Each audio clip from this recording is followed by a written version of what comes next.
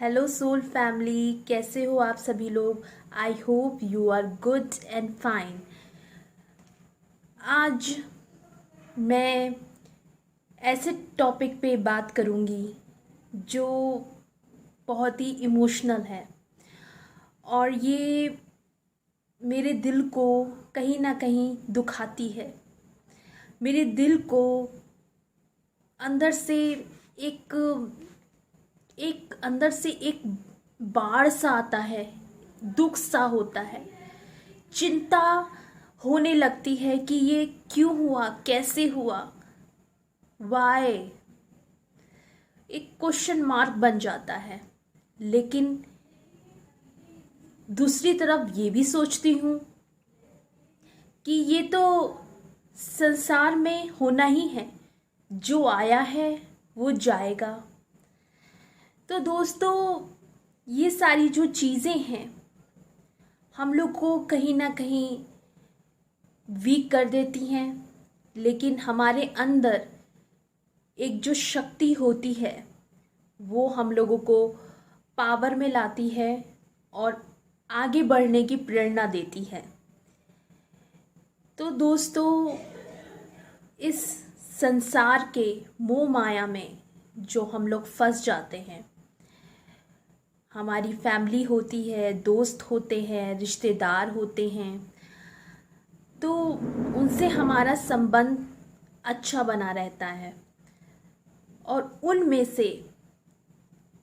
से कोई हमसे बिछड़ जाता है। इस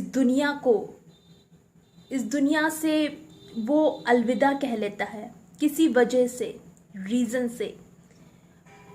कोई घटना हो जाती है या किसी बीमारी से या किसी एक्सीडेंट से, हादसे में वो मारे जाते हैं। फिर वो अचानक हमारे बीच नहीं रहते हैं और दिल को बहुत झटका लगता है कि ये कैसे हो गया। अच्छा भला इंसान हमारे बीच था, वो अचानक कैसे चला गया, क्या हो गया।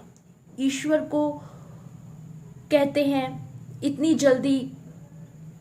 जल्दी मेरे प्रियजनों को आपने क्यों उठा लिया, क्यों अपने पास ले गए। बहुत दुख होता है इस चीज़ का, बहुत अंदर से ठेस पहुंचती है, बहुत ही अंदर से दर्द होता है कि ये क्यों हुआ, क्यों हुआ, क्यों हुआ। तो दोस्तों, इतने सारे जवाब का एक ही आंसर मिलता है कि ये जो मोह माया है हमें एक दूसरे से प्यार में लाती है, एक दूसरे से लगाव होता है, एक दूसरे के प्रति एक एक एक होता है ना, अपनापन होता है। हमारे परिवार में माता पिता हों, भाई बहन हों, दोस्त हों, रिलेटिव हों, उनसे हमारा एक आत्मा से एक लगाव होता है, प्रेम होता है, जिससे हम लोग उनसे जुड़ते हैं। लेकिन वही उनमें से कोई भी शख्स इस दुनिया को छोड़ के चला जाता है तो बहुत ही अंदर से ठेस पहुंचती है, अंदर से दर्द होता है। तो दोस्तों, हम लोग के अंदर एक ऊर्जा होती है, फिर वो प्रेरित करती है आगे बढ़ो। जो होना था वो हो गया, जो हुआ सो हुआ। कुछ लोग कहते हैं जो होता है अच्छे के लिए होता है। जो जितने दिन का आया है वो उतने दिन जिएगा, वो चला जाएगा। एक निर्धारित समय होता है मनुष्यों का। तो कुछ लोग तो डेथ से, मौत से डरते ही नहीं हैं। वो कहते हैं एक दिन सबको जाना है।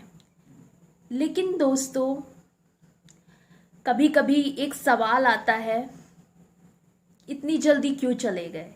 अभी तो उनको बहुत जीना था, अभी उनको बहुत कुछ करना था।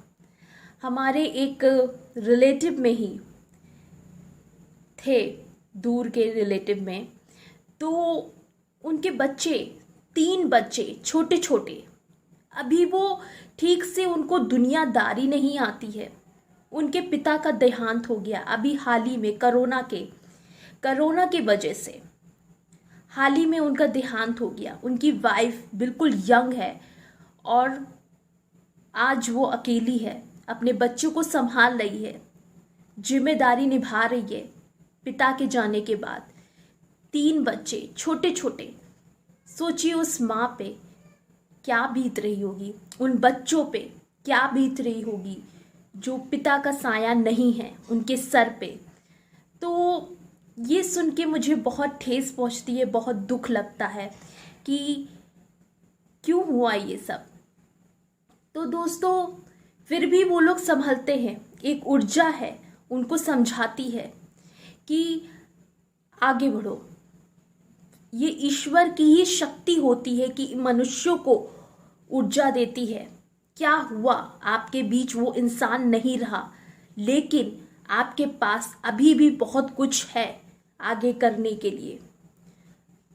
तो दोस्तों उनके अंदर एक सहानुभूति आ जाती है। दिस इज एक मिरेकल ही समझिए। अचानक से उनके अंदर एक थोड़े दिन बाद खुशी आ जाती है चेहरे पे। तो वो खुशी कैसे आती है? वो सब ऊपर वाले की वजह से है, उनके आशीर्वाद की वजह से है, तभी उनके चेहरे पे एक खुशी आ जाती है। तो दोस्तों आज मैं इन्हीं सब के मुद्दे पे, इन्हीं सब चीज़ों को जो मेरे अंदर एक हलचल मच रही थी, तो मैंने ये बात आपके सामने रखी। और कुछ ऐसे लोग होते हैं जिनकी ज़िंदगी होती है, फिर भी वो नशा और अपने अड़ियल नेचर से और इतनी चीज़ें वो अपने जीवन में ले आते हैं जिससे वो फंस जाते हैं। फिर उनको अनेकों बीमारियां होती हैं, कभी हार्ट की बीमारी, कभी किडनी की बीमारी, कभी शुगर की बीमारी, कभी ब्लड प्रेशर की बीमारी। इतना क्यों होता है? क्योंकि वो लोग अपना ख्याल नहीं रखते, बल्कि उनकी पत्नियां, उनके माँ बाप उनको बार बार कहते हैं बेटा अपना ध्यान रखो, लेकिन नहीं सुनते हैं। क्यों ऐसा क्यों होता है? क्योंकि उनको अपनी परवाह ही नहीं, अपने परिवार बच्चों की परवाह ही नहीं। वो ऐसा क्यों करते हैं? फिर वो अचानक हम लोगों को अलविदा कह देते हैं, या फिर उसके बाद इस दुनिया से जाने के बाद उनके परिवार, उनके बच्चों का जो हाल होता है वही लोग समझ सकते, दूसरे लोग नहीं समझ सकते।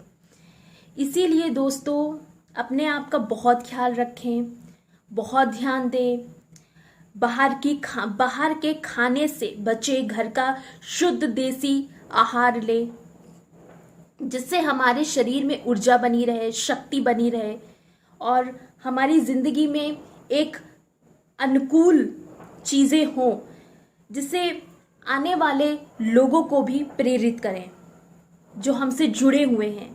जो नए लोग आएंगे, जो हम लोगों से जुड़ेंगे, हमारे बच्चे भी हम लोगों से सीखेंगे, हमारे आसपास के वातावरण में एक खुशहाली होगी। इसीलिए कोई भी ऐसा काम ना करे जिससे आपके शरीर को हानिकारक हो। कुछ भी उल्टा सीधा पदार्थ मत खाएं। नशा, ड्रग्स, कई तरह की नशे वाली चीजें ले रहे हैं इंसान, और जिससे हार्म पहुंच रहा है हार्ट को या किडनी को। वो तो चले जाते हैं दुनिया छोड़ के, लेकिन उनके बच्चों की हालत खराब हो जाती है, उनकी बीवियों की हालत खराब हो जाती है। इसीलिए छोटी सी उम्र में मैं देख रही हूँ, एज नहीं होती है और वो दुनिया को अलविदा कह देते हैं। इतनी बीमारी जो घेर लेती हैं और अपनी लापरवाही से, नशा, कई तरीके के पदार्थ वाले जो नशे लेते हैं आजकल के लोग। तो ऐसा मत करें जिससे आपको कष्ट पहुंचे। ऐसा करें जिससे आपका शरीर स्वस्थ रहे, अच्छा रहे, क्योंकि आपके पीछे परिवार है, आपके बच्चे हैं, आपकी फैमिली है, आपके साथ के लोग जो जुड़े हैं। आजकल के यंगस्टर, लड़के लड़कियां नशा ले रहे हैं, सिगरेट पी रहे हैं, दारू पी रहे हैं, कई तरीके की नशे वाली चीजें ले रहे हैं और छोटी सी उम्र में उनको बीमारियां घेर रही हैं, हार्ट की, कैंसर की, ब्लड प्रेशर की, तरह तरह की चीजें। तो ऐसा ना करें दोस्तों। अभी मैं ये कहना चाहूंगी कि अभी हाल ही में जिनके पिता का स्वर्गवास हो गया है, जिनकी माता का स्वर्गवास हो गया है, किसी हादसे में किसी का बेटा या बेटी चले गए हैं, तो उनके लिए प्रेयर करती हूं मैं कि उनकी आत्मा जहां भी हो, ईश्वर के प्रति स्थिर है उनकी आत्मा, तो उनकी आत्मा को शांति मिले, उनकी आत्मा को शांति मिले। हे प्रभु, जिनके पिता या माता अभी अभी उनका स्वर्गवास हुआ है, जल्दी में या कुछ दिनों पहले, उनके परिवारजनों में सभी सदस्यों को शक्ति दें, धैर्यता दें और आगे बढ़ने की मैं मनोकामना करती हूँ। हे परमपिता ईश्वर, उन सभी परिवारों को सहानुभूति दे, शक्ति दे, धैर्य दे, ताकि वो आगे अपने परिवारजनों को लेके एक सुंदर भविष्य की ओर चले।